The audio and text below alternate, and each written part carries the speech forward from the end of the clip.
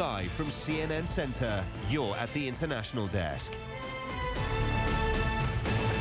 We begin in Turkey, where police have arrested nearly 24 people, including journalists and filmmakers, in raids that some call a politically motivated crackdown.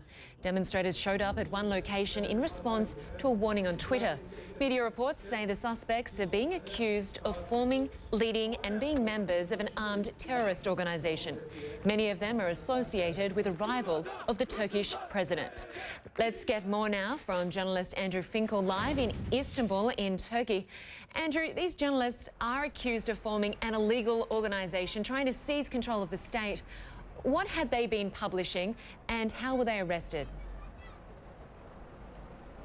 Well, they were arrested in a very dramatic way this morning. The police arrived at the newspaper, Zaman newspaper. It's possibly the largest circulating newspaper in the country.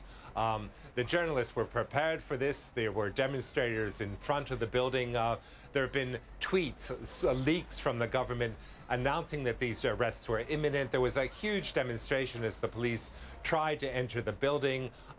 They got cold feet, they went away, then they came back again in the afternoon, at which point the editor-in-chief of the newspaper gave himself up voluntarily. Now, this is a newspaper which had supported the government until about 12 months, 2 years ago, but it changed its tone dramatically, and it's associated with this movement, this religious movement called the Gulen movement, which the government sees as having been behind some police investigations 1 year ago in which senior figures of the government were detained for corruption charges. Now, those people have all been let off, but the government, I guess, is signaling in a none too subtle way that it now has the upper hand, and it has moved against this newspaper, which in the interim has become one of the strongest critics of the government of Tayyip Erdogan, Lynda.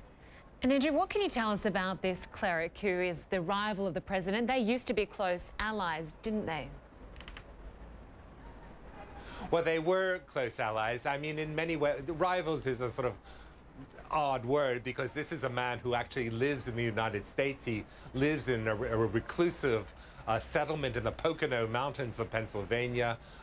But he has a great influence, and many of his followers have been active in the police, in the judiciary, and they have a strong network, not just in Turkey, but in many other countries, of schools and businesses. So they have a very valuable network to the government, and were close supporters of the government for many years. I mean, there was this notion of sort of moderate Turkish Islam, which was a very acceptable notion to the government. But at a certain point, they fell out, and they fell out badly. And the government sees them as being behind a very damaging series of corruption allegations, of leaked conversations from the police, which have incriminated the government in many different ways. So the government is basically tried to sweep up after it, and has accused this movement of doing nothing less than staging a coup, an attempt to overthrow them. So now in the government parlance, this